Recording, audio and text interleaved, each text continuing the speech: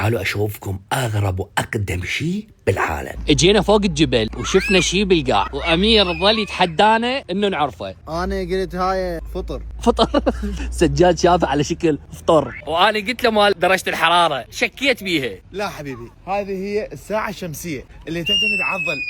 العيط الطب بالطبله مال الاذن، عمو عيب. يلا حبابين راحوا. الساعه الشمسيه بس بعد، تعال فهمني بالبدايه ذني شنو هاي الارقام مالتها، الارقام اللي موجوده، وهنا شنو 1 2 3 4 5 6 7، ومنها ترجع 8 9 10 11 12. الميل مالتها اللي هو البشر الواقف. حلو. البشر من يوقف وظهور الشمس عنده خيالين، خيال اللي طوخ وخيال الباهت مثل ما يقولون. اوكي، على ذلك تحدد الوقت مالتها يعني من شروق الشمس الى مغيبها 12 ساعة. طبعا صدفة شفنا شخص عراقي مقيم هنا. شارك حبيبي علاوي الفداوي، سولف لي إذا عندك معلومة بعد على هالساعة. الظل يصير خلفك، على اتجاه الظل تصير الساعة. حلو. وهذا من هنا عندك الدقائق، حتى الدقائق موجودة، اخترعوها هم هنا لو لا هي قديما هي يعني؟ موجودة حتى عندنا بدولنا العربية. سابقا كان العرب الرحالة يستخدمون هذا النظام الساعة الشمسية.